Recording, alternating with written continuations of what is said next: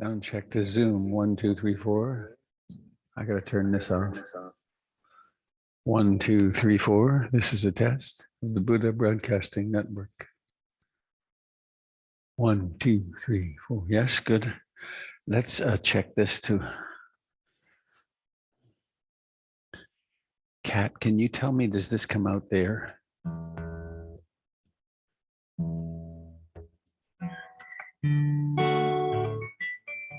Coming out of there?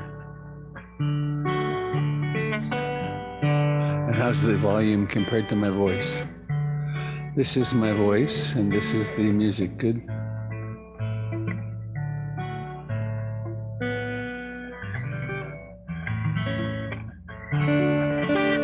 that okay to Zoom? The voice should be a little higher. Okay. Voice louder.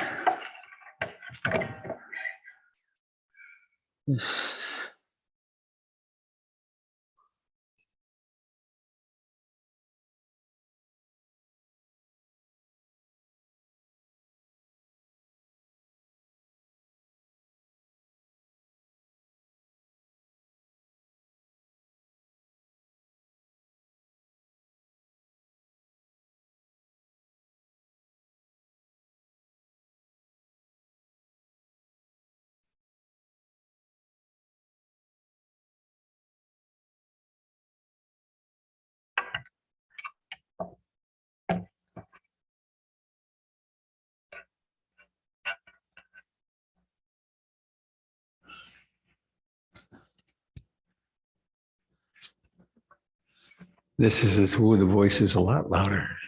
Is that too loud? Damn. It's such a tiny little change. Huh.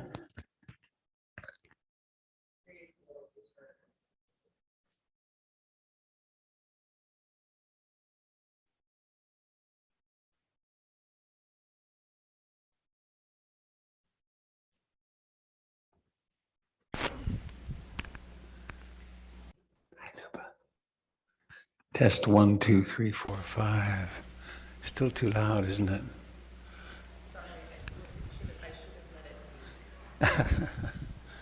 It's such a sensitive adjustment. It's amazing. All right, 1, 2, 3, 4, 5. This is a test of the Buddha Broadcasting Network. All right. Well, there we are.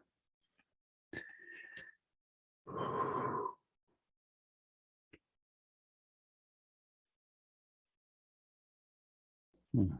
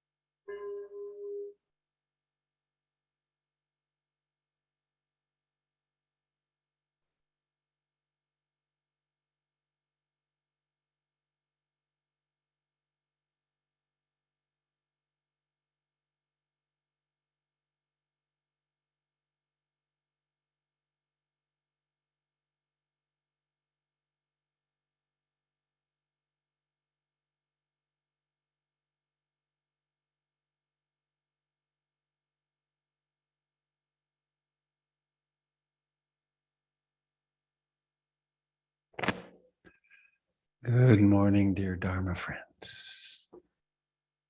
Welcome back.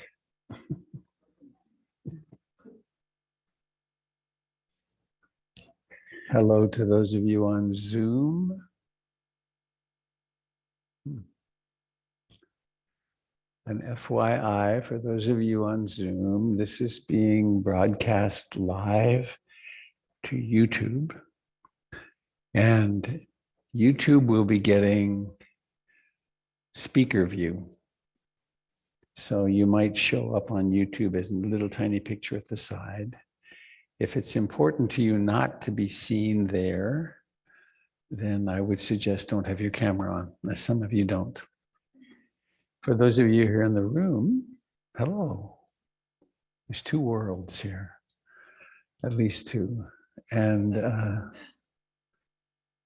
those, if any of you have trouble hearing, I've forgotten to announce this for years now, we have very fine quality devices for the hearing impaired. They're on the back wall.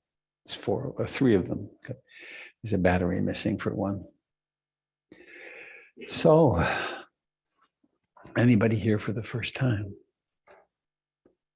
1, 2, 3, 4. Well, welcome.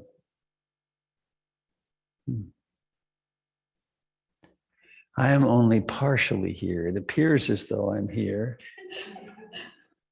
But yesterday morning at this time, I was in San Jose, Costa Rica.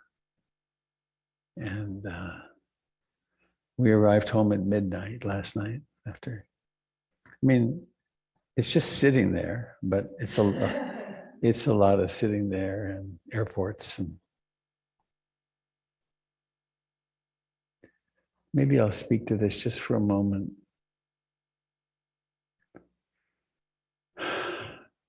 I was aware again yesterday. It took tens of thousands of people cooperating to bring me here.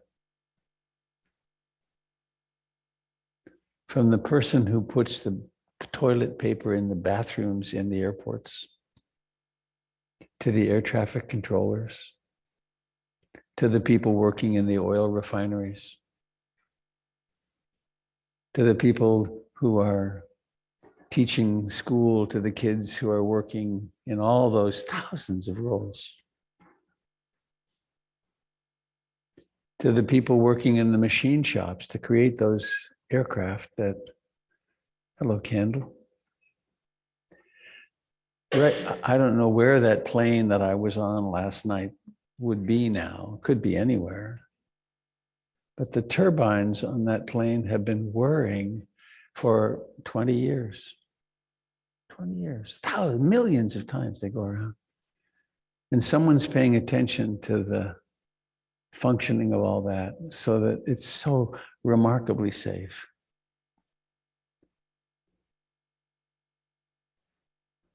And then this is actually I think, the core of my Dharma talk as well today. I met a man in Costa Rica whose name is Bolivar Cortez. He's mostly indigenous.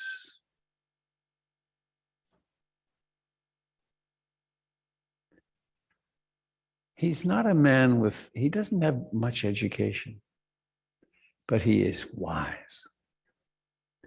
And he took us, we spent 2 days with him. He took us into the jungle and found how he sees those creatures that he pointed out.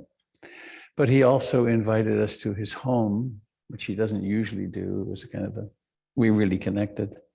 And his wife made a beautiful little lunch for us.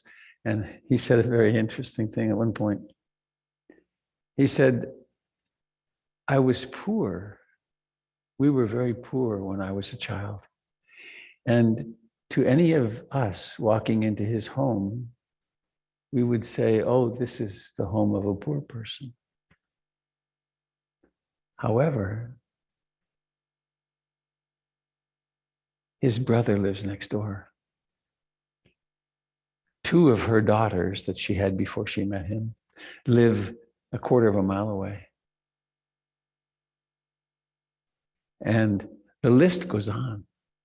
He lives in a web of interrelatedness and in support. He had no work. He's a guide, right? He had no work for almost 2 years due to COVID. And they took care of each other. And so there's that huge community that results in us getting to travel like we do and to eat like we do and so on. There's this example of his community. And there's this community, this that we're creating. And we do this in order to support ourselves on the journey. That this is a journey, this travel through human life is quite a journey, isn't it? Right?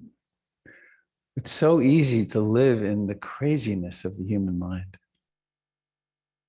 In a way, I was on vacation, but in a way, it was kind of a retreat for me. I did a lot of meditation time, and I want to speak about that. But this thing that we're creating is of such importance, and it's the web of our lives. So I invite you to join me, if you wish, in the chanting, the singing of the simple little refuge song. I take refuge in the Buddha.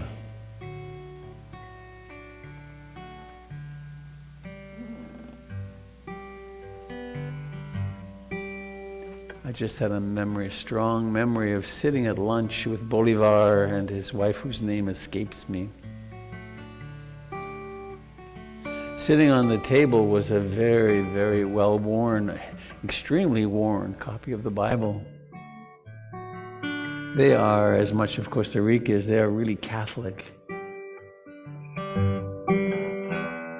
And I understood from the way they spoke how their faith really supports them and supports them through really difficult times. So refuge in the Buddha, it isn't a religious thing. What we do here isn't religion, I hope.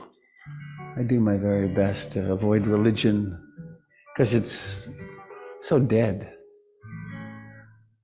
Religion is dead. But refuge in the Buddha means I take refuge in that which is awake and alive right now, right here, right now. Refuge in the Dharma. There is an amazing collection of writings from down since the time of the Buddha, the Pali Canon. But that's not the real Dharma. Those are pointers. They're all pointers. The Dharma is that which is experienced right now, what's true. And the Sangha, the community of practice, here we are. I invite you, take a moment to look around. You know, we walk in separately and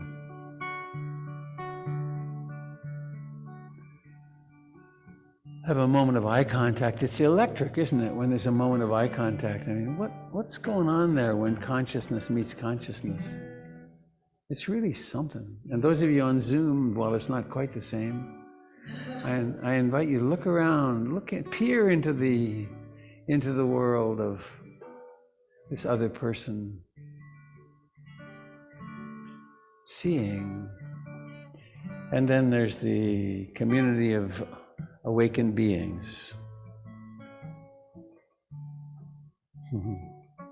And I'm drawn to mention just now our greater family, our big family. Our big family that includes the sloths. Cute, amazing, weird creatures. The tapirs, the snakes, the howler monkeys. Good God, they're loud. The howler monkeys, and there were 3 other kinds of monkeys we saw. Mommy monkeys with their little babies holding on for dear life as they swing through the trees. Owls. Saw some owls. Oh, and by next week we should have the system set up that I could show you a picture or two. There exist in the mangrove swamps in Costa Rica the cutest little anteater you've ever imagined. At full grown, it is 8 ounces. There's a little nose. It's incredible. And sleeps all day. And our guide in the boat told us that she hadn't seen one in 2 years or more. And we were looking for them, and we saw 2. And one of them wasn't 6 feet from the boat. And we got, just using our iPhones, we got beautiful pictures. So I'll try to show you next week. So they're part of our family too, right? The silky anteaters of the mangrove swamps of Central America. So this is refuge in the Buddha, the Dharma, and the Sangha.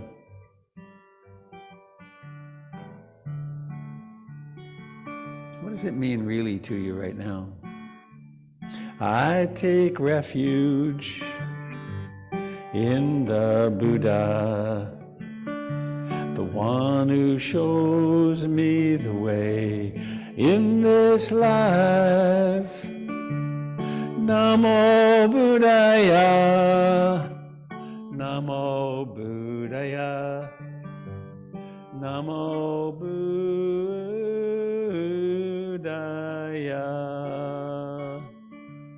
I take refuge in the Dharma, the way of understanding and love.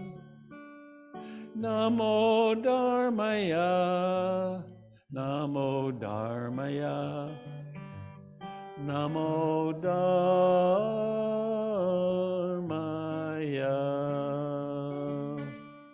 I take refuge in the Sangha, the community of mindful harmony.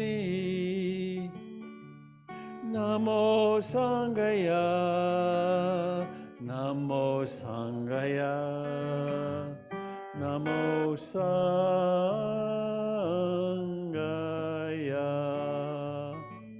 That was so beautiful. Let's sing it again. I take refuge in the Buddha, the one who shows me the way in this life. Namo Buddhaya, Namo Buddhaya, Namo Buddhaya.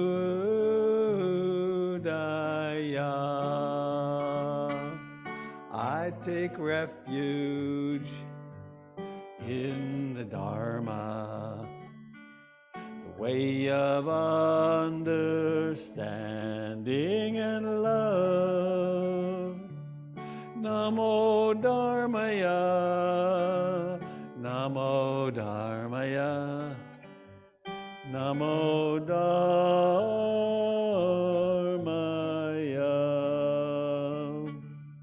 I take refuge in the Sangha, the community of mindful harmony. Namo Sanghaya, Namo Sanghaya, Namo Sanghaya.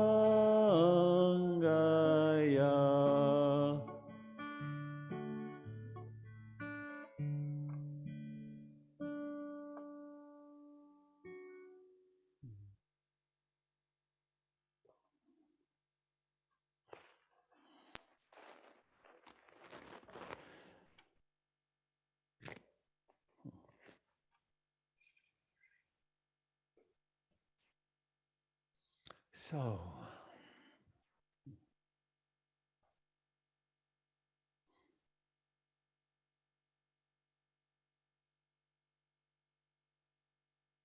here we are, right where we always are, right here. Could be on a mountaintop in somewhere in the world, or in a fishing boat somewhere, or hiking in the woods, or working at work, or sitting at the computer. We're always here right now. Well, actually, when we find ourselves, that's where we are. Where we most often are is lost in some bizarre world of the imagination, world of the emotions, a world in which we believe in the past and future. We believe we're separate. We believe there's something to be afraid of. We believe we're going to die, or that we were born.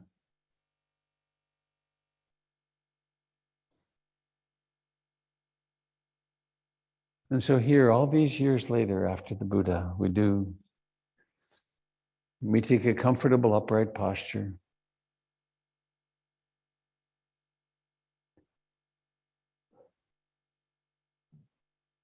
We let go of the past and future as best we can.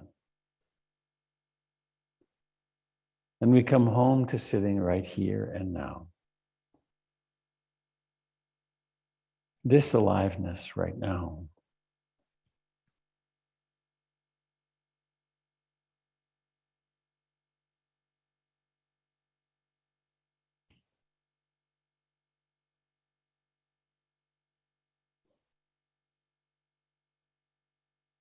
And we can start very simple.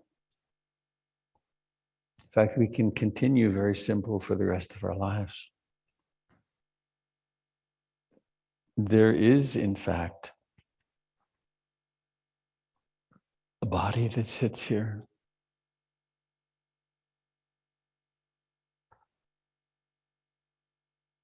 It breathes.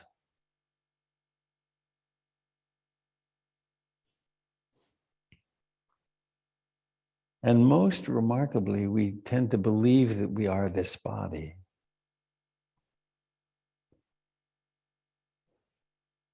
The whole story about it.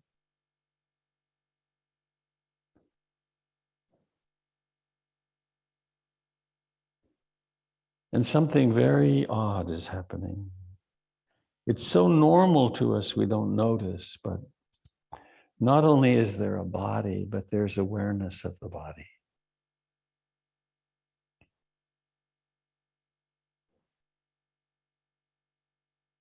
And we can use the strategy of mindfulness of in-breathing and out-breathing, paying attention to the actual fact of the sensations of breathing.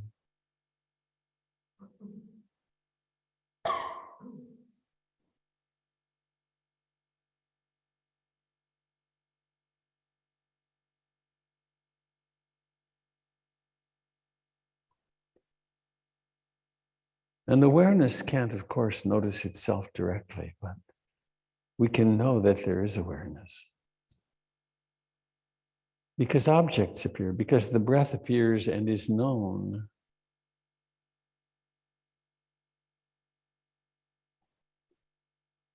And each breath has a beginning, a rising to fullness, and then a disappearing, a vanishing.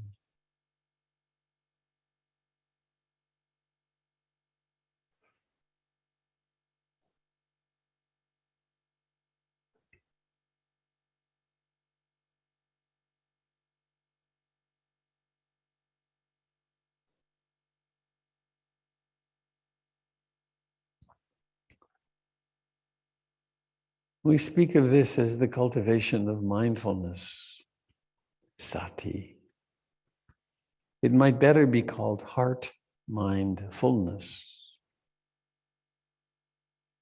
in that we bring a quality of profound, utter loving, meaning there's room for everything, to this moment of in-breathing and out-breathing.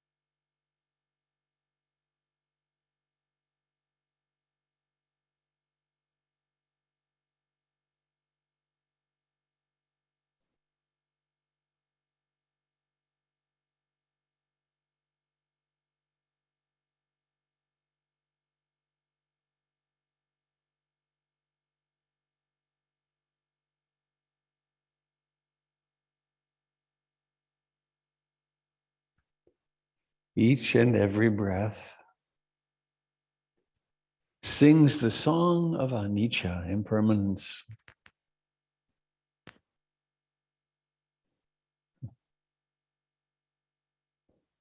It has a beginning, a middle, and an ending.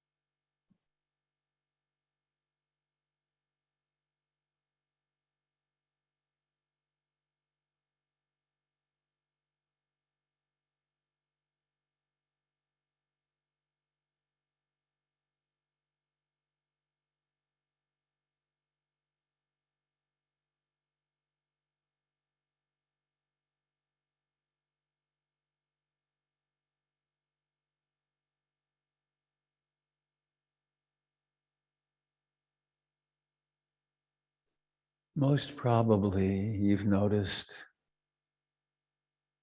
that the mind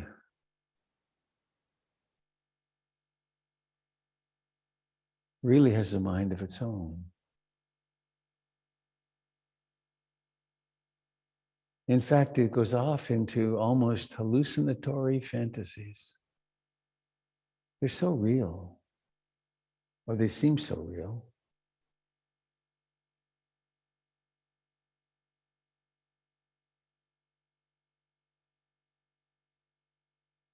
And our job isn't to stop that. That really is a fool's errand.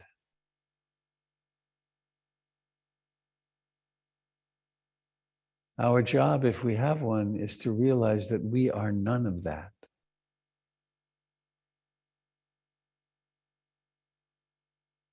We are that which knows it.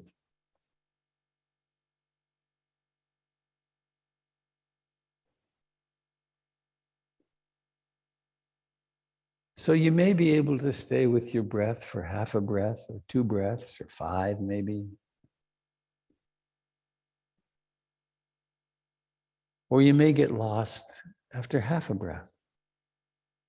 That's useful information. It means that you live in the trance state most of the time. That's not uncommon. In fact, that's the human condition.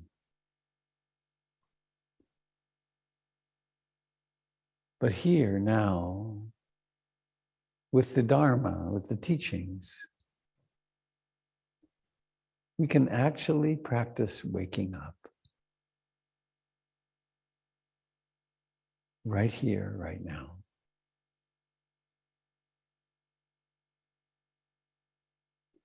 Notice the reality of this breath. It's temporary, but it does have a beginning, a middle, and an ending.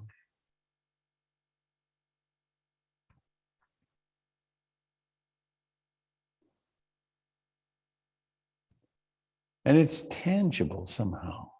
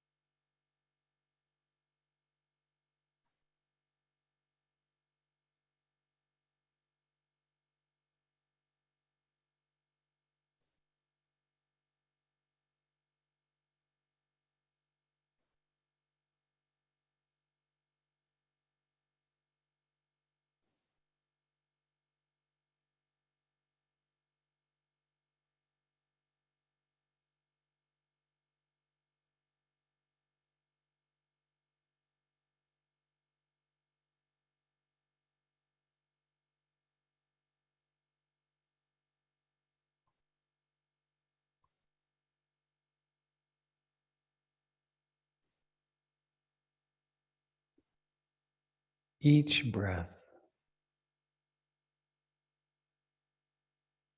has a beginning.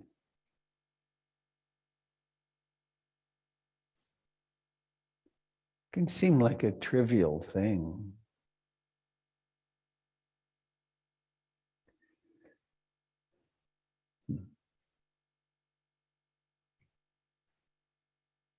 You won't remember, we don't remember the first breath of a lifetime, but I was there when each of my children took their first breath. That's a moment. A whole lifetime starts.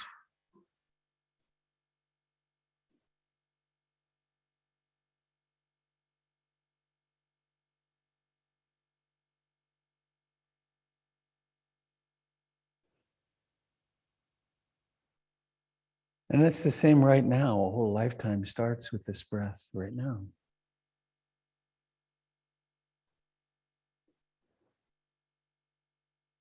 The chest and abdomen rise to fullness.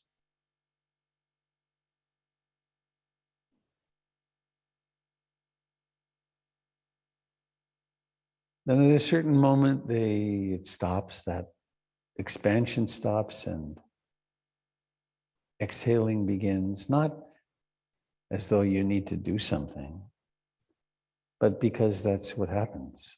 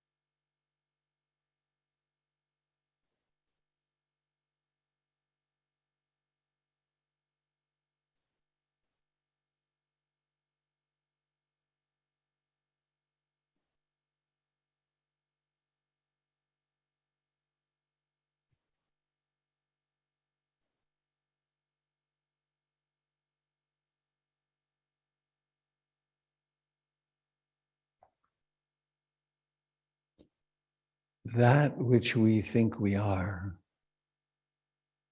has much more to it than simply the breath, doesn't it? There's the body sitting here. Notice how with a mere flick of consciousness, you can become aware of your feet, or become aware of the sensations that you think of as your hands, or your face, or your posture.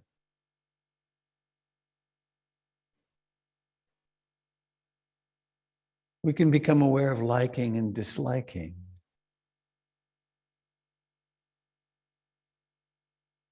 Pleasure and unpleasant, pleasant and unpleasant experiences. Like in the body right now, you can probably find something that's unpleasant.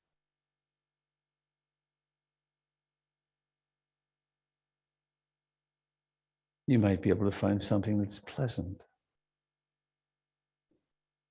A lot that's neutral or not yet decided.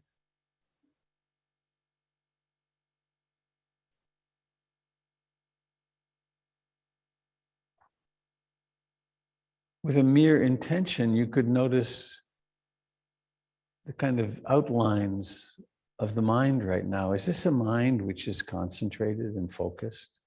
Or maybe is it diffuse and easily distracted? Is it a mind of wanting something, a disappointed mind, a mind of craving or grasping, lusting? Or is it a mind of profound acceptance, utter acceptance maybe, equanimity?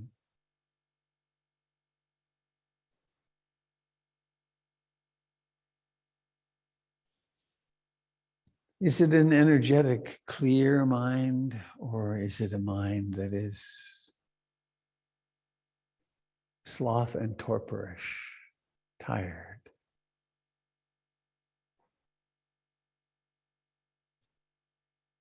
Is it a complaining mind, or a mind of gratitude? And it's not that one of these is better than the other. They're all just the polarities of mind.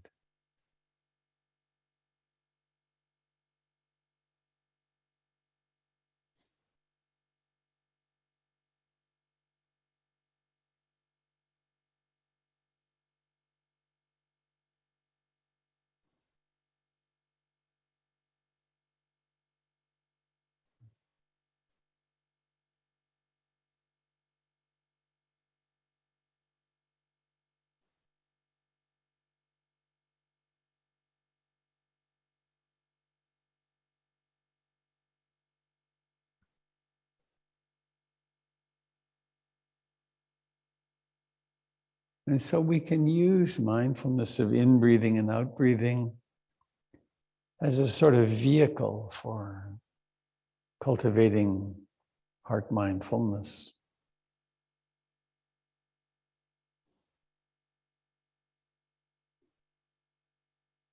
And we bring awareness somehow into this in-breath right now.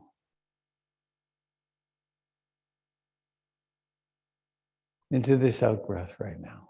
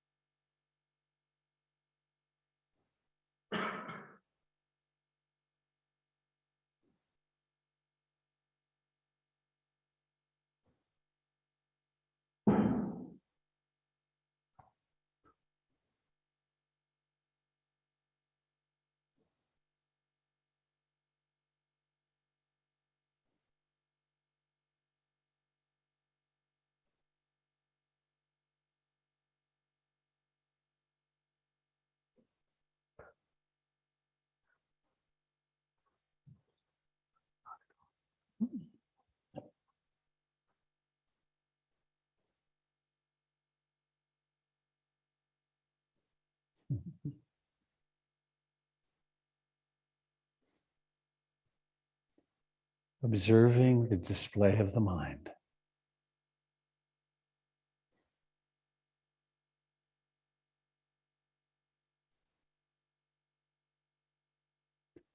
We don't need to go anywhere to experience nature in its abounding variety.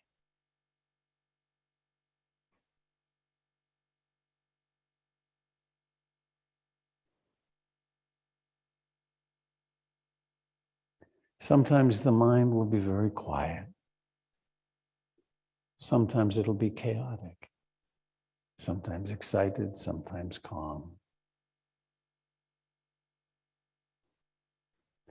One of the reasons we create a practice schedule, to practice, for instance, every day at the same time for a while, is because we are naturalists and wanting to see how nature unfolds. What is it in the jungle of the human mind? What's it like?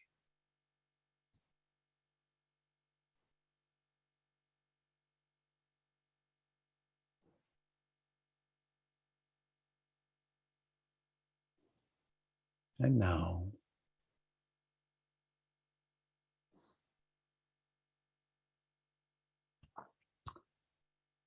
let's take a moment to touch in, to be aware of the feet and the legs, the hands, the face, the cheeks, the eyes, the forehead.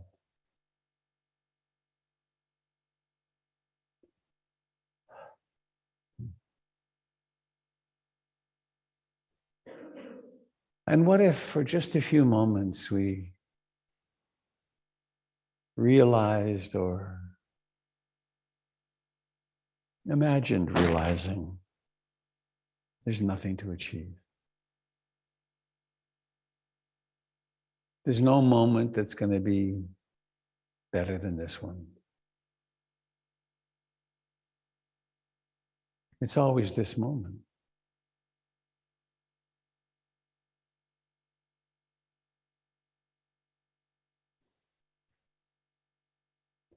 Wherever we are, whoever we're with, whatever moods are present, whatever state of health is present,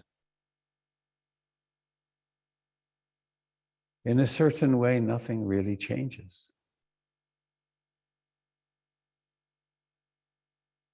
There's just consciousness.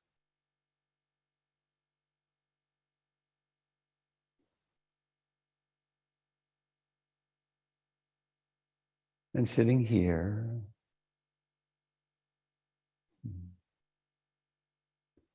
where is here? It's in a building, 100-year-old building. Sits close to a small river that joins a slightly bigger river a little ways downstream. 100 miles or so further down, it becomes part of the ocean, the Great Pacific. And the Pacific is part of what makes our little planet blue from space.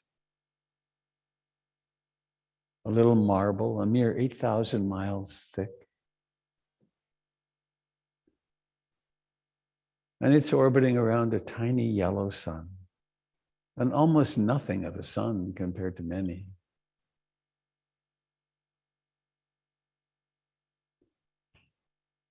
And this sun is one of hundreds of millions of stars, which is part of a particular galaxy, which is one of hundreds of millions of galaxies.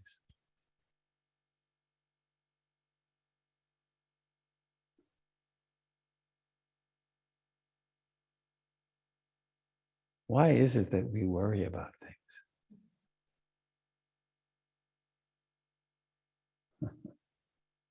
We tend to lose perspective.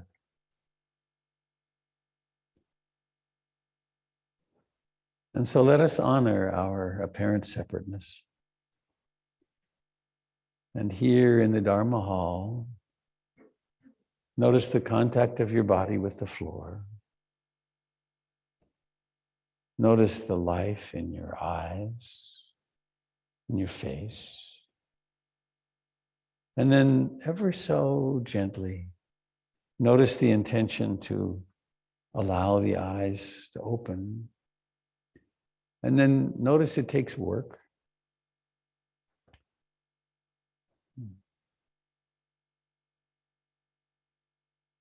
And then notice how seeing happens. Seeing.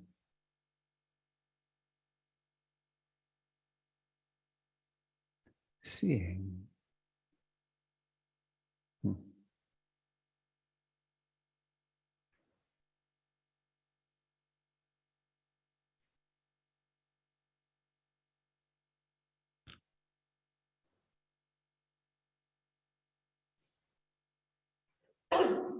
I found this consciousness in a very open place yesterday.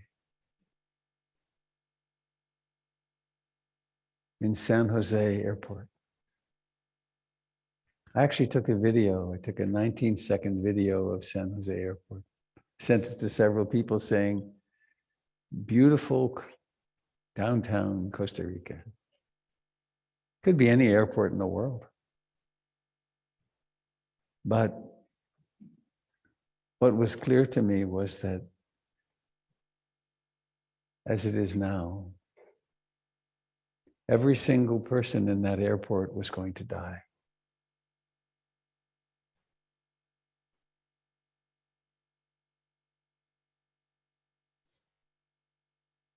Which meant that every single one of them was a visitor. They were posing. They were posing as human beings, right? It's what we do. We take ourselves very seriously, and of course. So I invite you, if you want, maybe hold a kind thought like, may you be happy or something like that. And if you want, not required, take a moment to look around this room and see all the people in costume. Their costume is as a human being. Just see what it's like to do that. Maybe feel free to maybe turn around.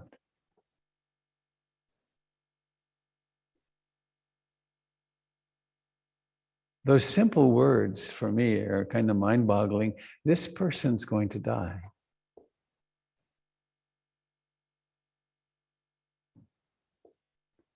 What a trip that they're here right now.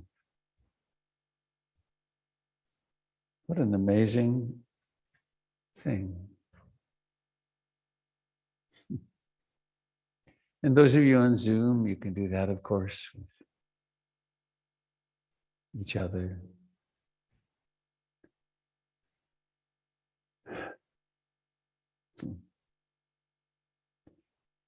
So this perspective makes everyone kind of precious, doesn't it?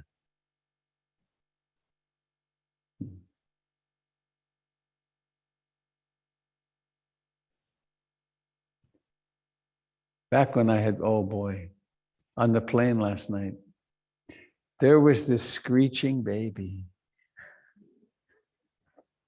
It finally stopped. I didn't get to do what I usually do till after the baby had stopped, but I did go back and talk to the couple. And when you're the couple with the screeching baby, and people around you really are pissed off. They really are. Oh, why is it? And anyway, what I like to do, I told the fellow what I would have done if the baby hadn't stopped crying, which is to go back and say, your baby's crying. And of course, some people around you are really annoyed. And I'd like you just to remember that anyone who's annoyed has forgotten that they were a baby. And so I hope you can relax and enjoy taking care of your little creature here. When I went back, after we were airborne, and I went back and it was there was a 5-year-old sitting in this window seat, and then the woman was lying across the man, and she had the baby here, and he was supporting the whole thing. It's like, I don't know, it's like a scene out of a movie. Finally, this baby had found some peace. So here we are.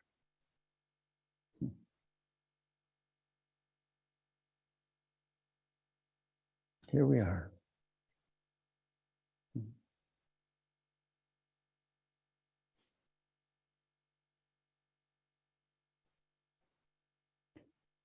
A few thank yous that I think of right now. One is to Paul.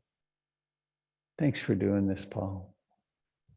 I came in this morning and I'd forgotten how to do a lot of it. And I realized I'm sick of remembering how to do this tech stuff. To not do it at all for 2 weeks was a real relief. I did a bunch of reading. I've got a class coming up, and I didn't do a quarter of the reading that I thought I would do, because I would start to read and then I'd realize, I don't want to be in this. There's birds in the trees. The birds go crazy in the morning. But 5 o'clock, I guess I won't try to do it. Maybe I'll play it next week. I've got an audio and a video of sitting there. Here's the ocean. It's not the ocean, it's a bay. And then I took the camera up into the tree as the first bird started to make noise. And then all hell broke loose. Just deafening. Oh, and the cicadas are so loud, you can hardly talk.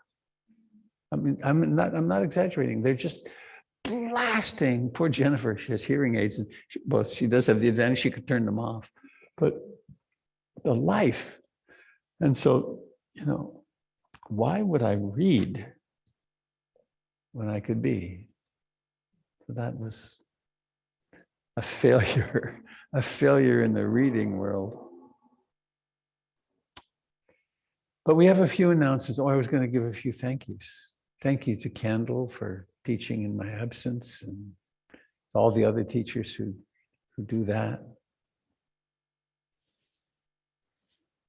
To Doug, where's Doug? Where'd you go? There he is. Doug, who's now our volunteer coordinator, and to Maggie, who just went to the kitchen to do hospitality, I think. To Jim, who's been like a heartbeat for me for 30 years or more.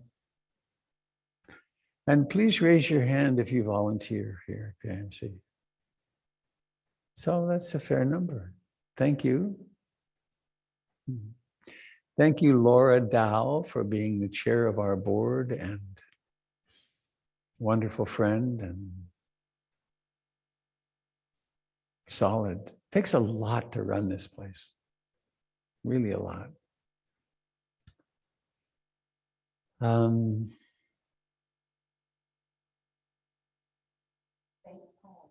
I did. I started with Paul. Were you in the restroom or something?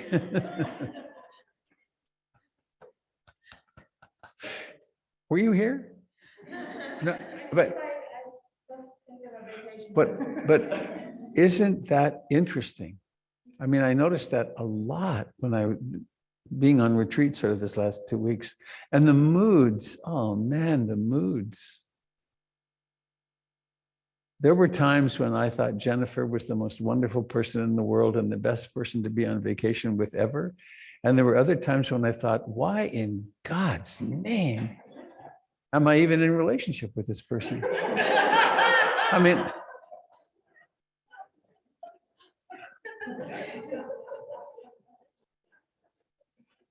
that's insane. And I am, right? To take the contents of the human mind seriously and identify with it is the cause of all the war. It's the cause of all the ways we don't treat each other well. We're really sanity is hard to come by. And we paper it over. We have fantasies that we're quite sane. But if you look at how we behave with each other, and if you take, I mean, I made a joke of that polarity, but Jennifer's the same person in both circumstances. It's this that is so crazy. Hence, we really need a practice. And if we don't have a practice, the chances of sanity are slim. So, Kat, would you like to make an announcement, please? I'm going to ask you to do the same, Kendall, if you will, about DEI and your teaching. Yes. So alarming. Paul will bring the camera to you, I think. God. Oh, there we go. Yay, nicely done. Hi. Hi, everyone. My name is Kat. My pronouns are they, them. I'm really grateful to see so many new to me faces here. I just want to do a little pitch. On Sunday evenings, we have a meditation group called Be Queer Now. It is for anyone who identifies along the LGBTQ2IA+ spectrum.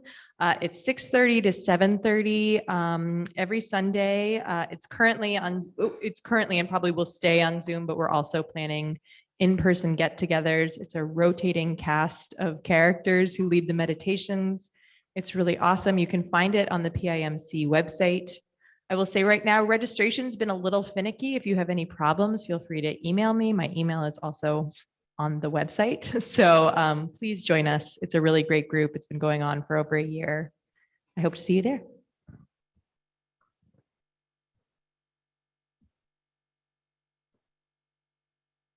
Kendall, please. Hello, Kendall. Let's see. There's the Zoom camera, or is it down there? There's the camera. Okay. Hi, everybody. So nice to see you, and I agree with Kat. New faces. If you would just give me a slight indication that you're here for the first time, maybe wiggle your fingers and wave your hand. Good, welcome. And those of you who have been here for a fairly long time, will you raise your hands? Now, with those new people, look around, keep your hands up. With those new people, look around at the people with their hands up and know that there is someone that you can connect with and talk to about PIMC if you're more interested than just looking at the website. So I just want you to feel welcome. And I also would like to welcome, at PIMC, we welcome those of all religious backgrounds, of every race, sex, gender identity, ancestral backgrounds. And we have an appreciation for this land that we are standing on, to the indigenous peoples here of the Cowlitz, the Clackamas, the Siletz, and there are lots of other tribes, the Grand Ronde, and just acknowledging our ancestors and those of the Burmese and East Asia and Southeast Asia, those immigrants that came to the United States so that we can continue and are able to benefit from the practices of the Dharma. So I'd like to include all of that as our large family, as well as the sloths, the snakes, and the torpors. And so tapirs. Well, the torpors go with the sloth. Torpors are with the sloths. That's always my big hindrance. I just wanted to point out that there's a sign-up sheet in the back at the entrance if you'd like to be on a mailing list. And also, if you go to the website, you will see a way under Contact Us to be connected with the PIMC Connections email listserv, as well as there's a weekly digest that comes out on Mondays to your email box. And also, you will see in the hallway here, and probably in the back, a flyer that has a QR code on it for the ability to see PIMC on YouTube. Other teachers with meditations and teachings on there. So it'll give you a chance to have a feeling for what BIMC offers. And also there's a QR code on there for the Donna basket. Are you going to have somebody else talk about Donna, Robert? Hmm? Is somebody going to talk about I don't Donna? know. Somebody else like to talk about Donna? Laura's good at it. Shall I call on you, Laura, later? All right. I'll just mention the small part. And that is that we offer the teachings freely. And as the Buddhist teachings are priceless, but of course the building needs to keep going. And these teachings have been brought down from generation to generation. And we like to give that support to each other, to the teachers here. There's a box in the back. There are ways to donate with the QRL code. There is this beautiful bowl that once was Robert's when he was a monastic for a while. And so this feeling of generosity, it's one of the bases of Buddhism. Dana, Sila, and Bhavana, the generosity and harmonious living. And this helps us harmoniously be with each other. And so really the only thing that Robert asked me up here to talk about was some of my teaching, I think. So tonight at 6:30 online, I do the first and third Sunday of the month. And there is also, I think, all of you who see me on the Women's Restoration and Rejuvenation that we do one Friday a month. That doesn't open up again till May. And also we have a Tuesday, we have diversity, equity, and inclusion.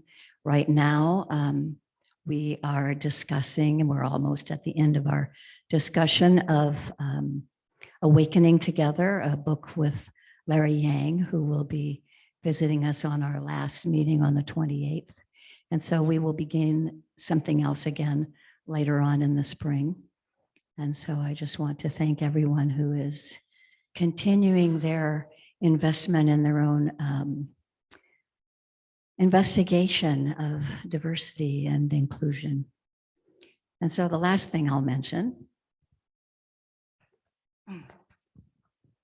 is that there will be a little poster that looks like this, and it is about an upcoming event, which is March 18th. Thank you, Jim, for changing your Tai Chi date. His next Tai Chi will be March 11th, because on the 18th, we're going to have in this room a meditation and a Tibetan practitioner who knows mindful movement of the Tara dances.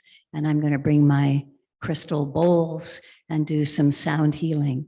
So, and it's any gender, and you don't have to know how to dance. It's mindful movement. You can participate in whatever way you want to. So that means bring your slippers, bring your comfortable mat, bring your blanket if you want to lay down for the bowl ringing. And if you've never experienced hearing the sound of crystal bowls resonating in the room and resonating in your body and resonating all the water in your body, it's a fantastic experience. And the movement of Tara dancing is also very precious because of the heart connection with mercy and compassion that's represented. And then, of course, we'll have some guided meditation by myself. So, and then there are some other things like Robert's class, which I think you're going to talk about right now. I can. Okay. Thank you. So before I do that,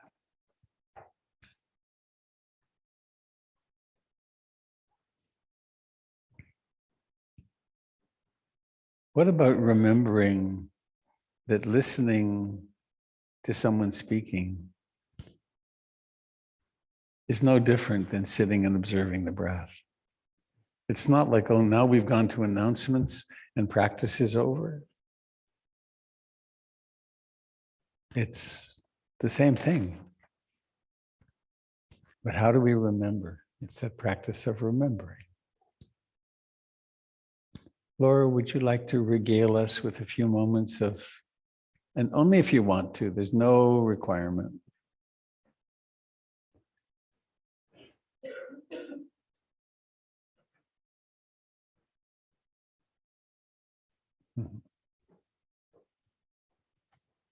Ladies and gentlemen, in from East Portland, Laura Dow.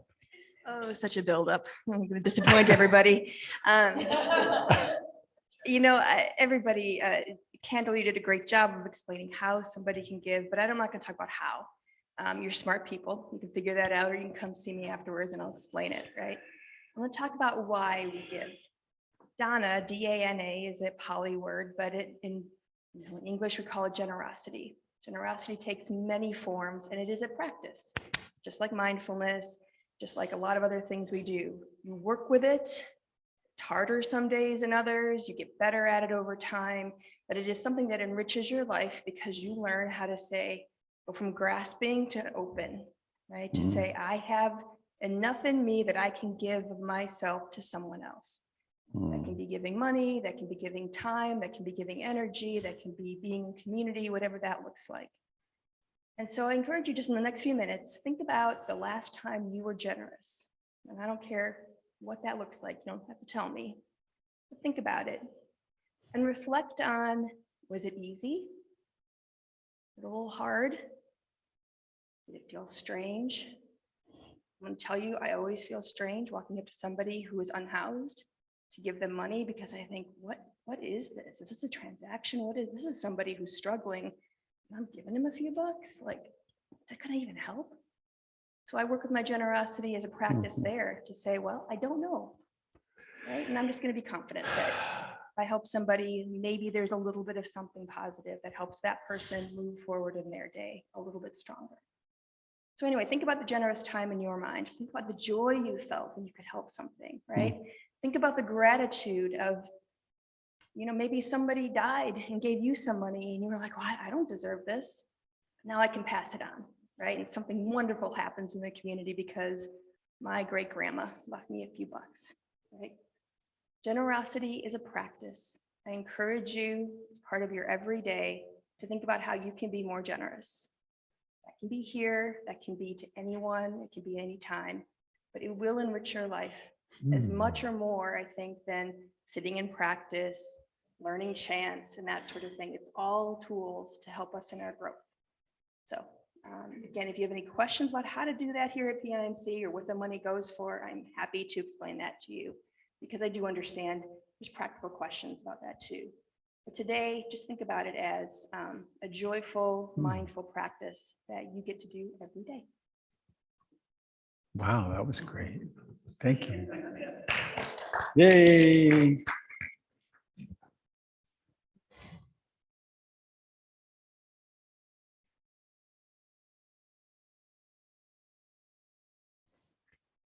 I had a spontaneous, generous moment occur. I spent this day, and none of you will ever know Bolivar, so I can share this with you. He's diabetic. And he told me that he has a motorcycle. We had our car so we could go places, but he has a motorcycle. And he told me that he went in to get his blood sugar tested. He had to travel 15 miles to get his blood sugar tested. Makes me sad. I'm diabetic. I wear a fancy thing in my arm, and in just a few seconds, like this, boom, boom, boom. Where is it? My blood sugar right now, my blood glucose is 105. It's just great. I caught it early. It's going to be okay. But he had to travel. So I used I have like Google Translate, and I went to the pharmacies in the little village of Puerto Jimenez. And I found that I could buy a blood glucose device for him and some lancets. It makes me teary. I left it at our hotel and I WhatsApped him and said, there's something waiting for you at the hotel. And he never types. He always, like most people in Costa Rica, they talk into WhatsApp. It's all voice messages rather than, anyway, he was very touched because now he can get up in the morning and see what his fasting blood sugar is. And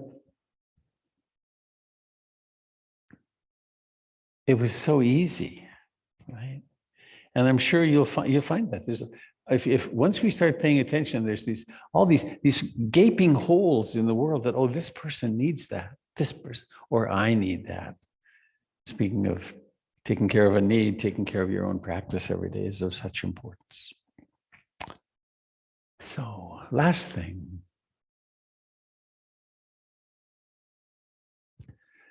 I'm quietly excited.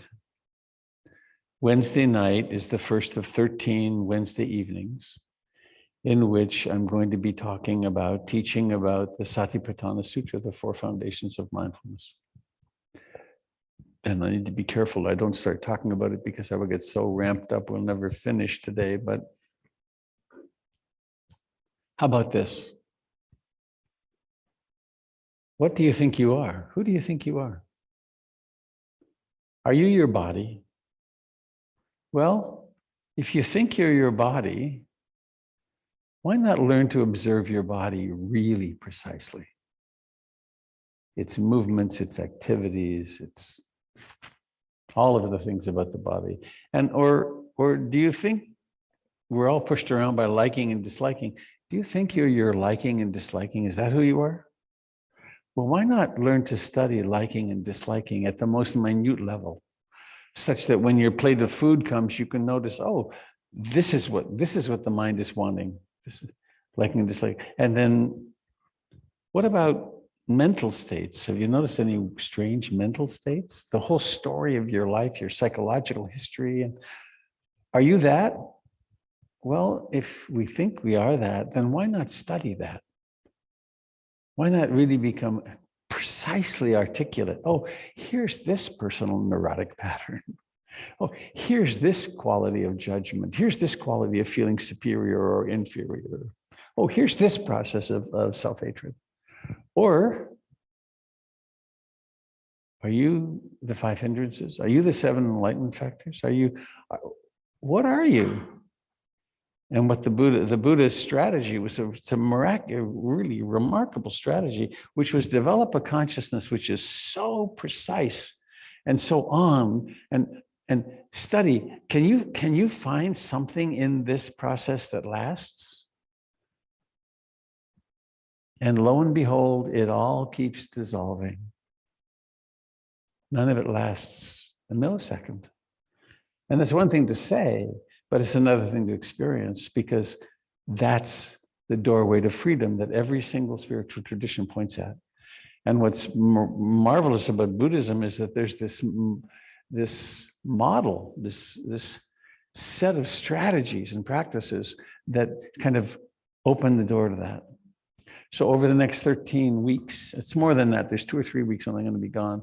We're going to have a Wednesday night class, and each person in the class will have one member of our teacher training group to if they wish, to email with maybe once a week. And it's going to be a grand journey. We'll be using Joseph Goldstein's book, Mindfulness, which is amazing. And that's that. And you can find the information on the website and sign up. And this course, as everything else at PIMC, there's a suggested donation. Please never let that be a barrier to attending. And if that suggested donation isn't adequate for you, give some more. It's possible. You can always write yourself a scholarship or create a scholarship for someone else. Yes. There are also several copies of that book in the library. If Great. you want to take that class and you don't want to buy the book. Great. The library, Connie is, I saw Connie come in. There she is. Are you going to be in the library after? Yep. We have an amazing library. Yeah.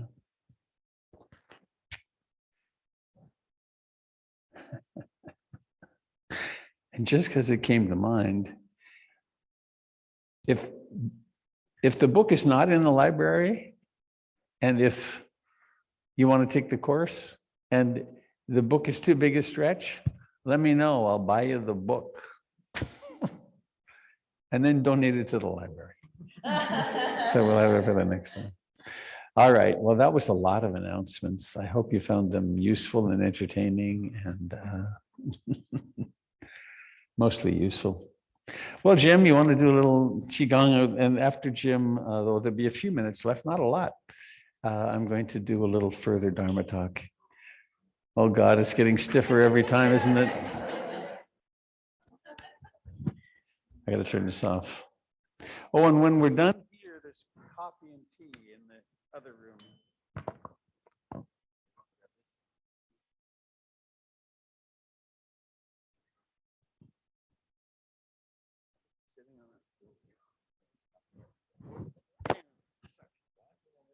We're stuck on the chair.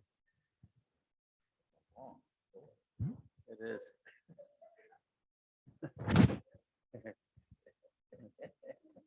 Weird. Okay. There you go. It may or may not be on.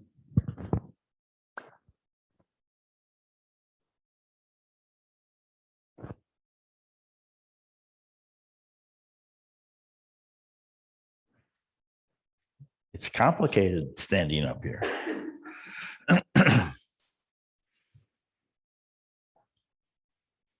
So we've been reminded of a million things today. When Robert was talking about how many people participated in moving him and his wife from Costa Rica to Portland, bringing them home. What comes to me when I'm teaching Qigong is how many millions of people have discovered how to heal themselves and sustain well-being by just moving precisely and with mindfulness. The Qigong tradition goes back generations, way back. And because of the legacy that we have through evolution, you look at what a baby does with simple movements, trying to figure out how to get the hands to move together and accomplish something. And we can just say, sink, and everybody knows what that means, and open, and everybody knows what that means. And it feels like this to just, and it's so different from not another story about famine or shootings or, inside the body, there's this, a couple of weeks ago, I said squinch, and to heal all that squinch that has happened in the last week, we just open and feel how the joints relax and allow energy to flow. And then we're healing all those dozens of squinches that have happened by just being part of the modern world.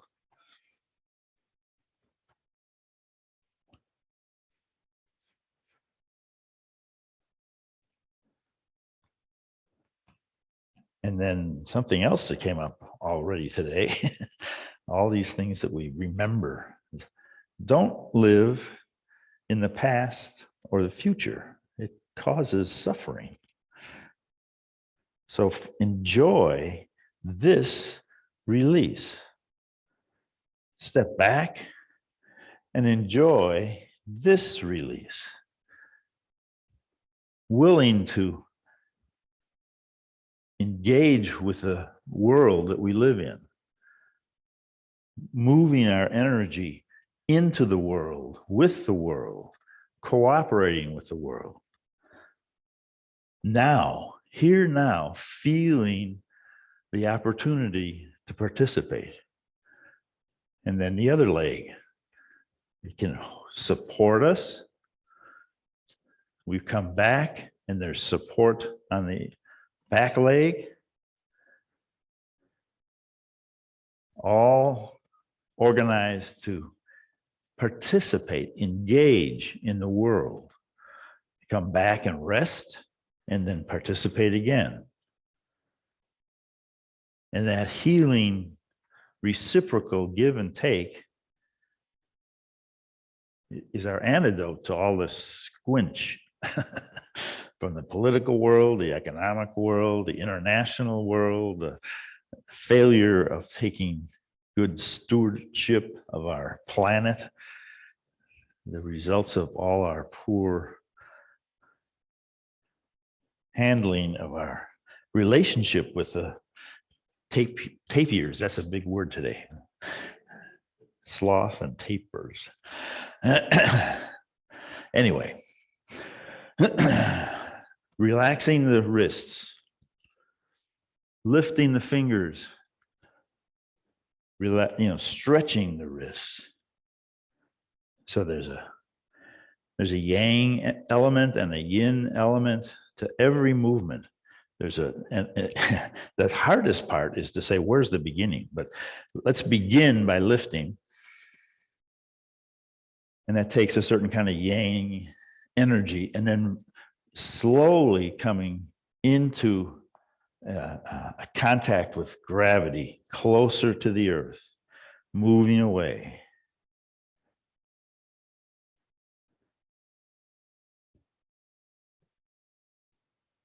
And staying here now with this part of the cycle, and this, and this, and these releases downward. How does it feel to slow down this movement and then breathe a little deeper out and in? What sort of sensations are in the rib cage, in the back, in the side, in the front? Full breath. Feels like this. And some of those muscles have been tight all week because of the bad news we got from this and that. And I have a little squinch in my throat. Within a few days, I'm going to be a patriarch of the Dalton Walker family. My oldest cousin is in hospice in Chicago. And after he dies, there won't be any guys older than me in the group. So I become this patriarch. It's like, that's interesting. I never thought about that. Opening my heart to say, okay, if that's the way it is, that's the way it is. It's already true on the Dalton side. I have two sisters that are older. Both of them have dementia. So I'm the patriarch, the male alpha beast. That's a strange thing. I never thought about that. That's weird. Am I open to all these new possibilities? And next Saturday, I believe, I'm going to meet my great granddaughter. And that's a part of being the patriarch that's really sweet. I've enjoyed her pictures, but I'm going to be able to pick her up and hold her and look into her eyes. She's got the biggest, brightest eyes. Okay, so let's just move back the sweeping of joy and sorrow and pleasure and pain and praise and ill repute flow back and forth all day, all, you know.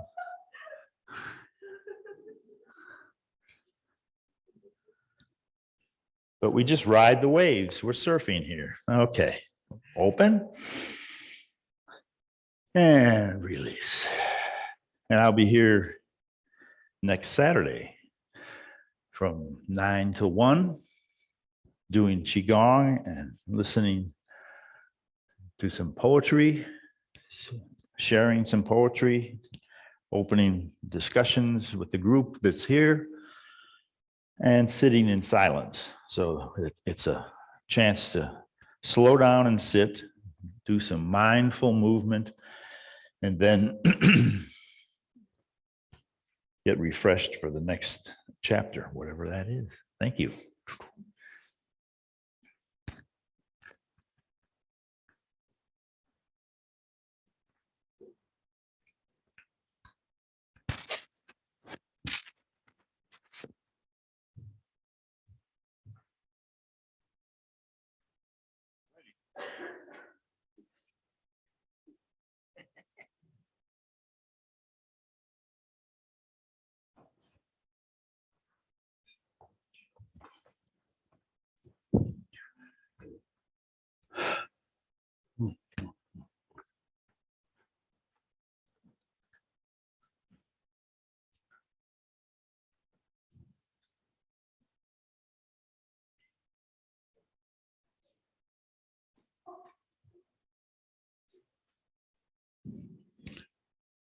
Can you zoom in on me, Paul, please?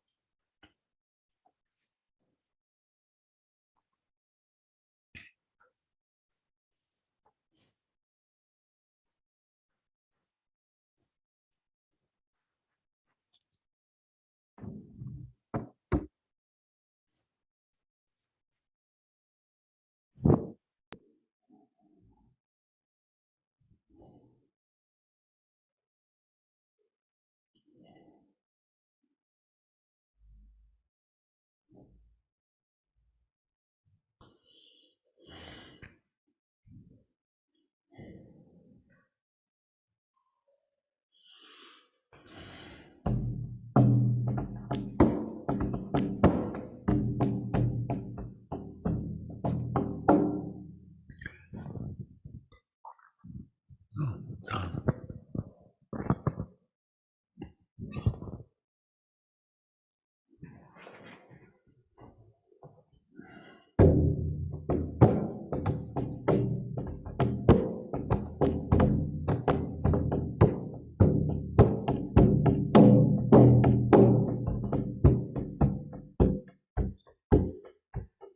Kabir, 15th century Sufi mystic. Bye-bye. Thanks for coming. There's nothing but water in the holy pools. I know I've been swimming in them. All the gods, sculpted of wood or ivory, can't say a word. I know I've been calling out to them. The sacred books of the East are nothing but words. I looked through their covers one day sideways. What Kabir talks of is only what he has lived through. If you have not lived through something, it is not true.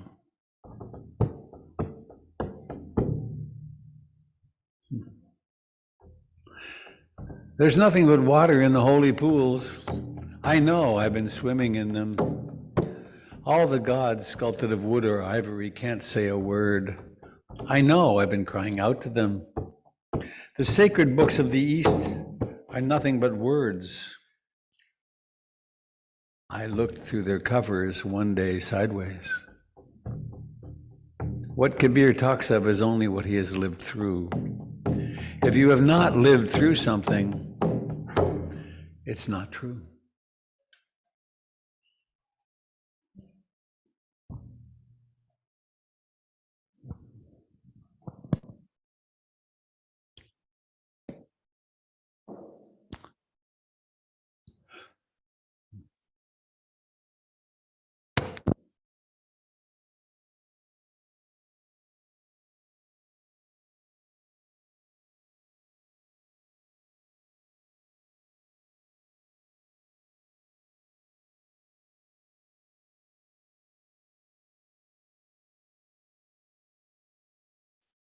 Test 1, 2. I think I lost signal to the internet there for a while. No, is it okay? Oh, okay. Signal to the internet. Talking gibberish. What a strange thing.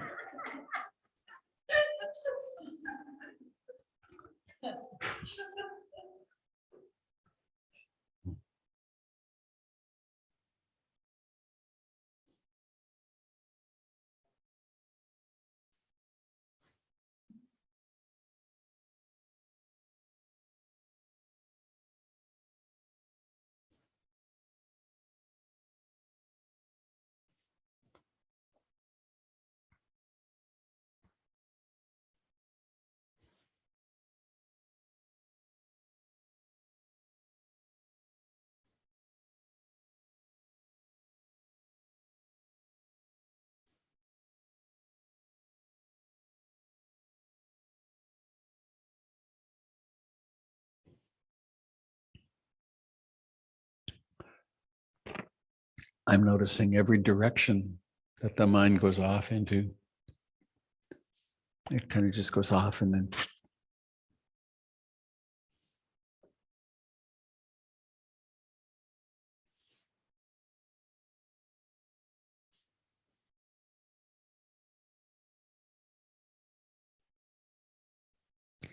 I was wondering this morning in my significant grogginess, actually,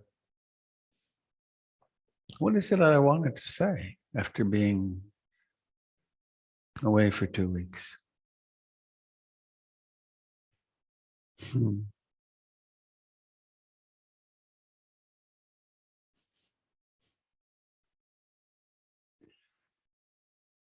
There was a time, a long time ago, there's a picture actually of me with my preceptor, Bhikkhu Rastrapal, underneath the Bodhi tree, me in my monk's robes and an ardent look on my face. My teacher, Munindra, had invited me. He said, I'm going to gather a small group of boys and girls to come and learn both paths, the path of awakening and the path of the jhanas. And so why don't you come and join us? And it turned out I was the only one that showed up.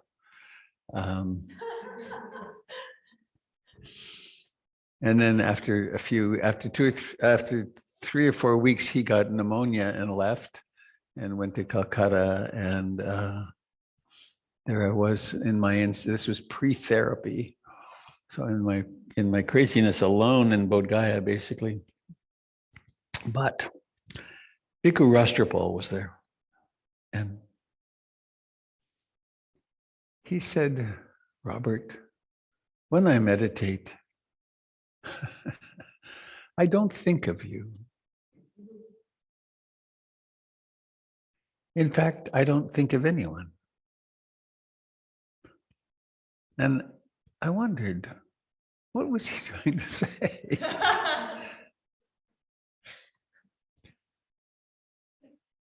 But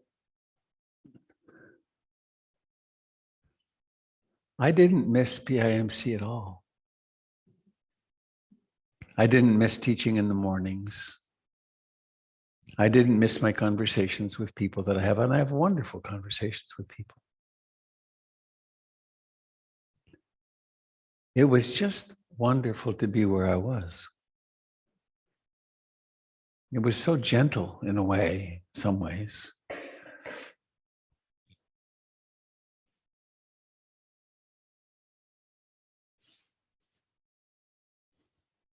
I'm reading a marvelous book. Again, I read it 10 or 12 years ago. And it affected me deeply then. And now I read it. I'm reading it now and thinking, I didn't get it at all. It's called Finding Meaning in the Second Half of Life. And I think I'm well beyond the second half. I think I'm, who knows, but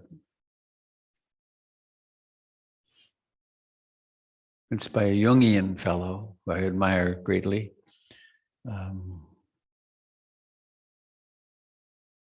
It'll come in a minute. He also wrote why good people do bad things, which is not the kind of insipid book when bad things happen to good people, which I didn't like at all. But this is really a look at the human shadow. And James Hollis is his name. He lost a son 2 or 3 years ago, and I heard him give a talk about a year after that. It was quite something. But anyway, finding meaning in the second half of life. It's that we spend a long time in our lives proving to our parents that we could do it, or proving to our parents that we don't have to do it the way they wanted us to, or we're busy proving ourselves in the world and developing skills to succeed and pay the bills and so on.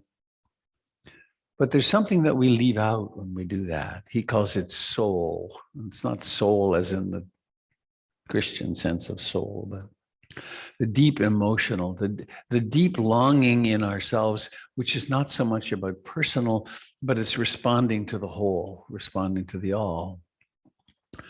In a way, it's finding the mission that we came here for, not finding it, but manifesting it.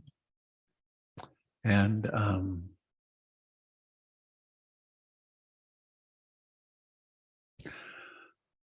at least in many cases, certainly true in my case, part of the task is to stop living for other people, to stop being a caretaker compulsively, to stop. I worked in drug and alcohol treatment for several years and I learned a lot of definitions of codependency. I learned some very fancy ones, but this is the one that stuck. A codependent is a person who, when they fall off a cliff, someone else's life flashes before their eyes. Right? What will he, she, they think of it if I do this? And what about this? And so yes, you can see, I hope, how it fits so closely with the Dharma. What's my truth? What's really true? And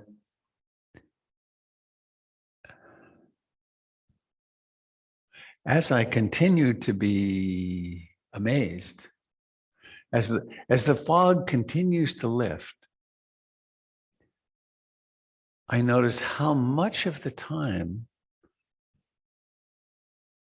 what's present is trance states,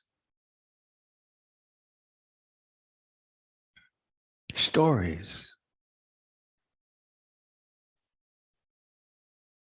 and how when the trance state breaks, it's such a relief. It's such a relief to be present, to be in what the Buddha called bare attention, to notice actually that, oh, this is what taste is, or this is seeing, or this is hearing. And for it to become clearer, it doesn't take a self for there to be seeing. There can be just seeing. It doesn't take a self for there to be hearing. There doesn't have to be someone inside who's, I'm here and I'm hearing. There's just hearing. And then we create this story about a self. And it's always such a relief that the Buddha said that the fruit, the taste of this practice in the beginning is the taste of freedom. The taste in the middle is the taste of freedom. And the taste at the end is the taste of freedom. And it's so utterly simple, right? It's this is something that came clear over the last couple of weeks for me.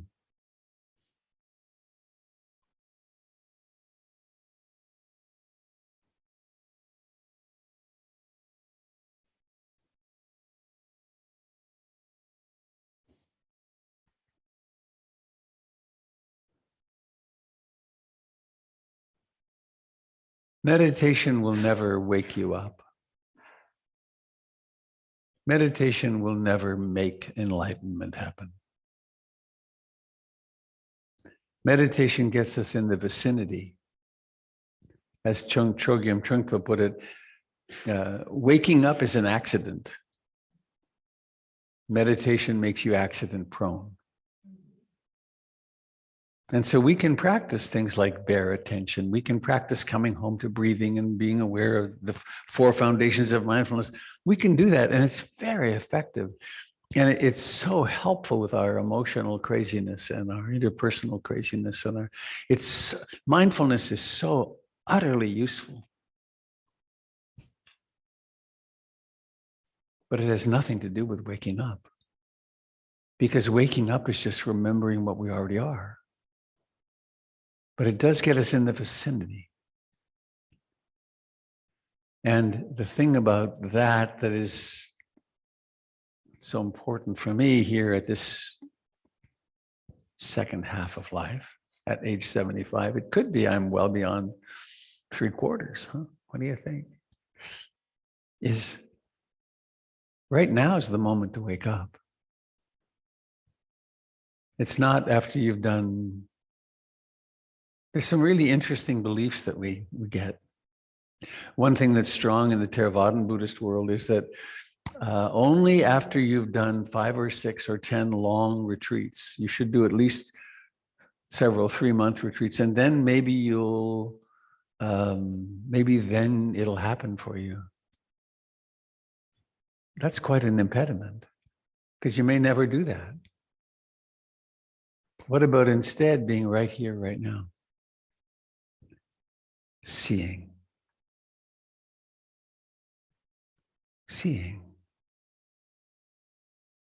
Be aware of seeing. Or body touching the chair, touching. Bare attention. Touching. Not touching to prepare for someday something else will happen. Or mood. Aren't moods tedious? Do you ever get sick of your moods, bored with your moods, tired of moods? All it takes is for blood sugar to drop a ways and hunger to come up, and then the mood gets wild. What if we could observe mood as mood? It's just a mood.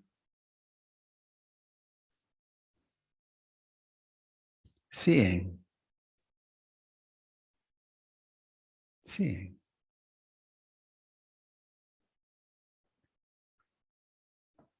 Or hearing. I got a perfect thing here for hearing.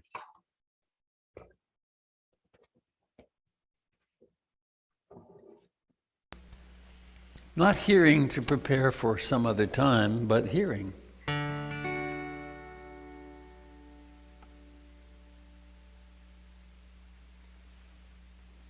That was it.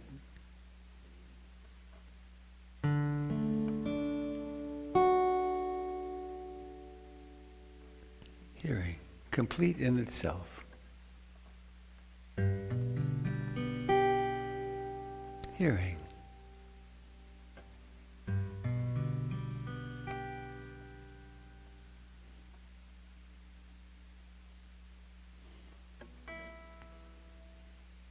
Hearing.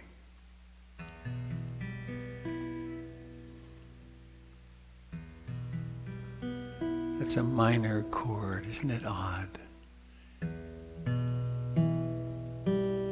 That's the note.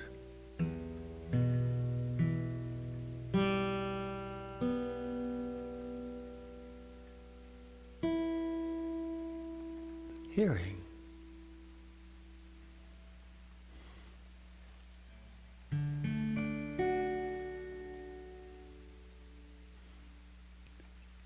And then opening a different channel, seeing.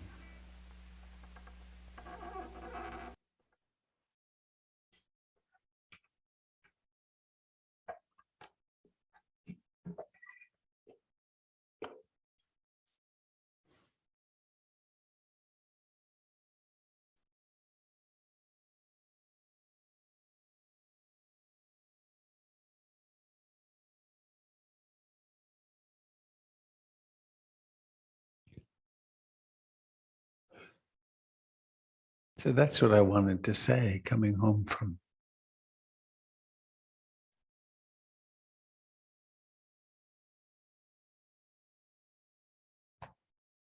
Actually, I think I can do this. Can I? No, maybe I can't. It's the time. Well, right.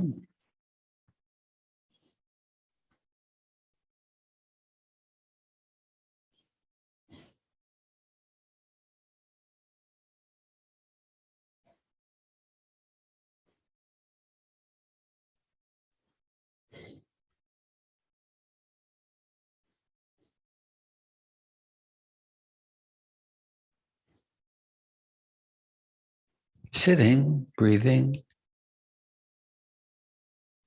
Mhm. Ah,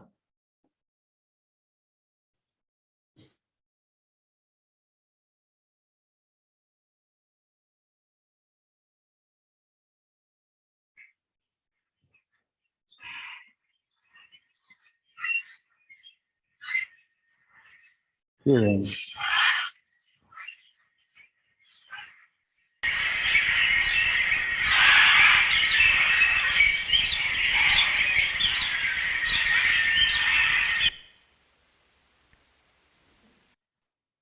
Hearing.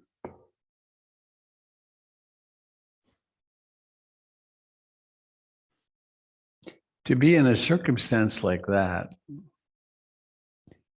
and to practice mindfulness of breathing is to miss the point.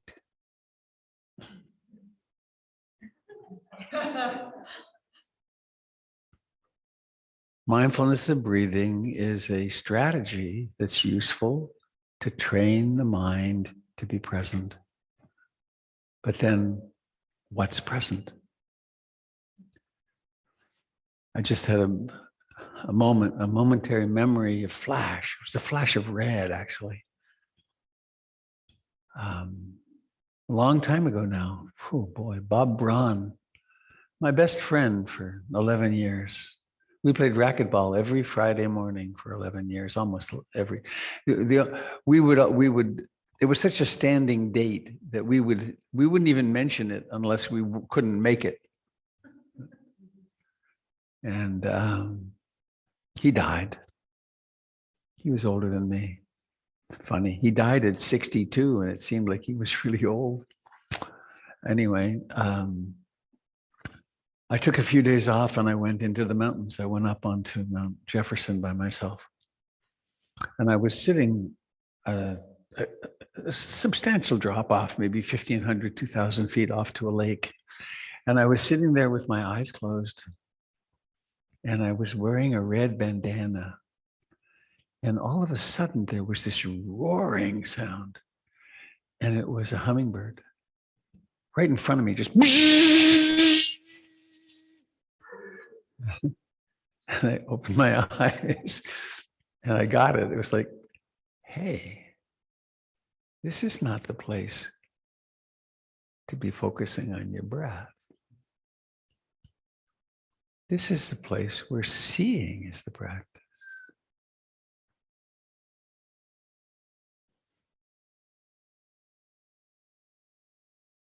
So every moment, knowing what sense door, knowing what to pay attention to. This is one of the ways of understanding the Satipatthana Sutra, that there's this, the human experience is this incredible palette of experiences. Let's not become enthralled with any one of them, because life is such, it's burgeoning with experience all the time, no matter what's happening. So, as I come back to on many occasions, Ram Dass, some of you maybe knew of him or knew him. He wrote one of the first books that was popularized here in the West on spirituality called Be Here Now. And you realize the entirety of the spiritual path is contained in his title. You want to develop a spiritual practice? Well, be here now. Be here. So, we have maybe 5 minutes. Anybody want to share anything? ask a question, complain, please come and get the microphone. Aaron, would you like to come up and be on camera? You wouldn't mind? Welcome back. Glad to be here. So I know you've talked about this before, but I need a reminder. Oh God, I hate to repeat myself. If Kat and I were just talking about that downstairs. So if the experience is mind stuff, namely emotions. You're still dealing with emotions? Yeah, I guess I didn't listen enough to your talks. Right. You just follow my example and it'll be fine. Well, there's the Mike. feeling, there's the feeling of the emotion. Yeah. And so you can focus on the feeling, how it feels in your body. Uh-huh. And the problem I have is then there's like these memories of things that are wrapped up in the Right. emotion, conversations, and Mhm. and then it becomes just this papancha. My favorite, say it again.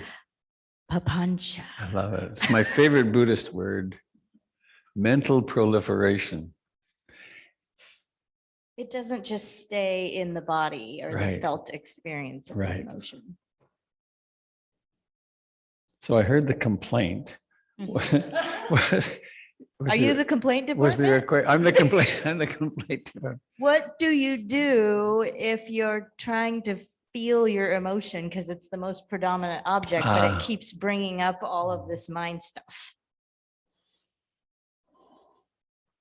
Well, I can tell you what I remember having done in the last 2 weeks. And that was to become profoundly embroiled and lost in the stories. And then to wake up. Right. Whoa. That was wild. And then, whoa, that was wild. And then, whoa, this is really repetitive. And then to watch, God, why don't you get over this?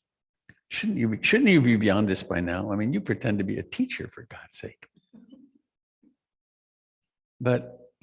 And I guess the question is, how merciful can we be with the human condition? And I just had a wave of sadness. How do I say this?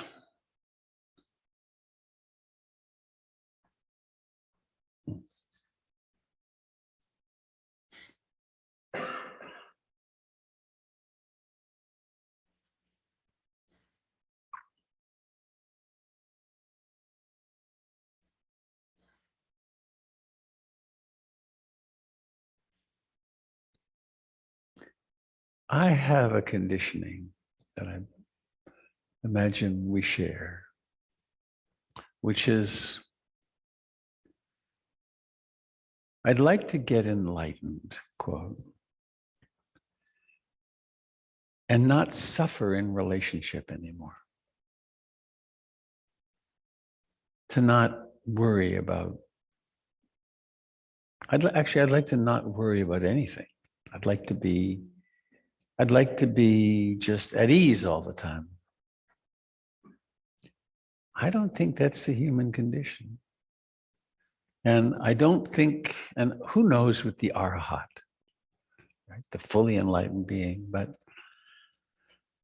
I think having a goal of not suffering, not being neurotic is really a not helpful goal. That a more helpful view is the First Noble Truth. There is so much dukkha in being a human being. There's much more, here's the sadness again. there's much more dukkha. There's much more suffering than we let on. It's the fabric of our lives. There's so much disappointment. And there's so much craziness in the human mind.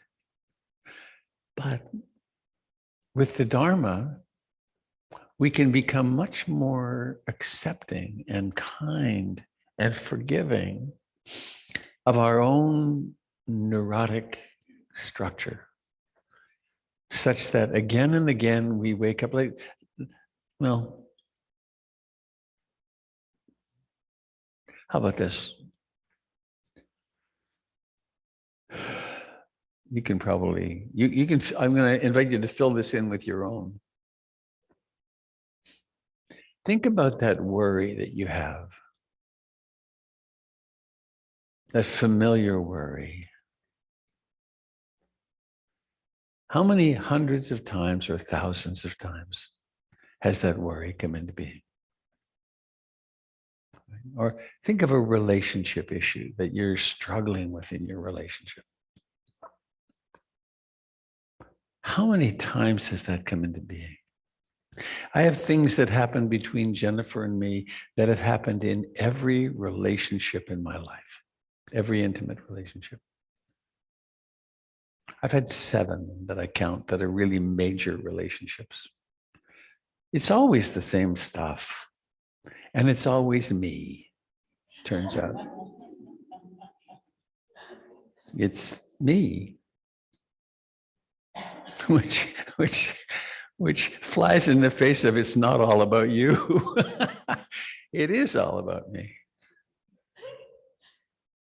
And I don't think those dissatisfactions or those anxieties, I don't see them going away. But I do see them becoming much less troublesome.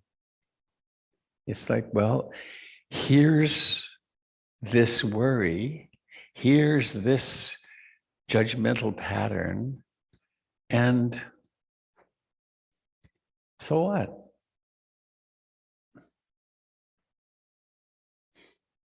Right? So what? Because there's waking up from it. Think, oh yeah, there's that. There's that again. It's that again?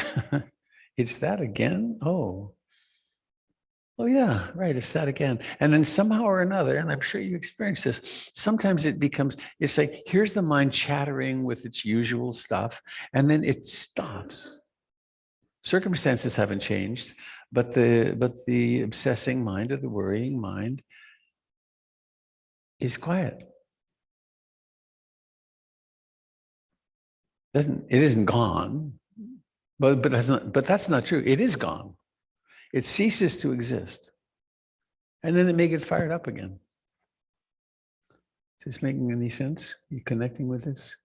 It's a little disappointing, isn't it? Wouldn't you like it to be gone? No, I'm just happy that there's a break sometimes. Yeah.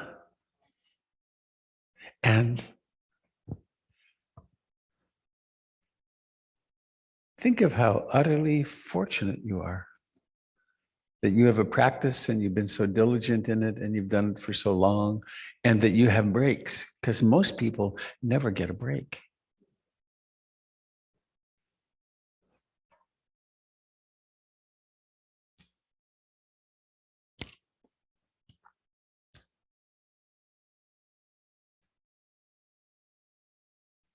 Thanks. Well, it's afternoon. The sun has crossed the yard arm. Oh, it's afternoon. We can drink. No, that's another story altogether, isn't it?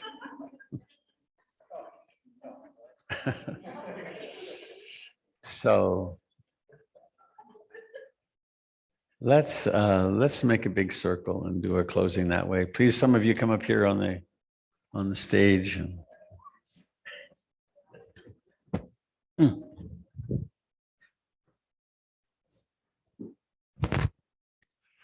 oh boy. Come on into a big circle. Oh, good job there, Paul. Nice. A nice touch.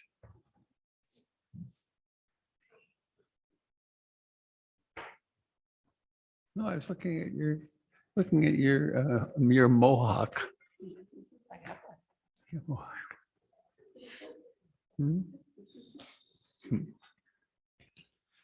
So let us close with, what if we really meant it? May all beings receive all blessings. All beings, everybody, all of us. Bhavatu sabe mangalam. Sadhu, it is thus, or may it be thus. Bhavatu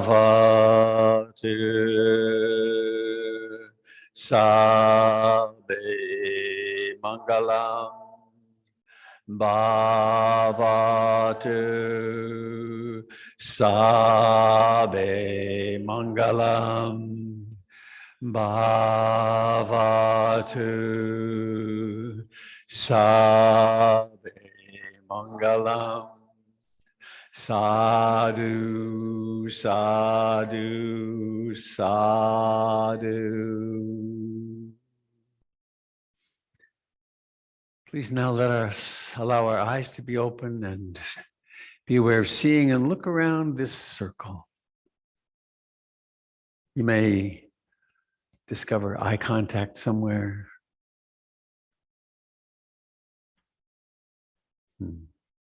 I find it helpful to have a thought, which is may you be happy, or because that kind of, there's that mind that worries or judges or something. It's like, oh, yeah, here you are. Here we are. Here I am in my many forms. And so, do you think that anicca, impermanence, is true? Do you think that this circle can end? It always has, but you never know. So let's see if we can part. 1, 2, 3. Ah, it's impermanent again. Thank you for coming. Thank you for staying. Come through the doors, in and have a cup of tea. And I am very grateful that you came today.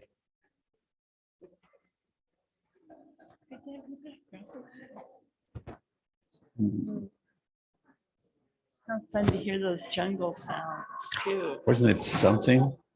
We've been down.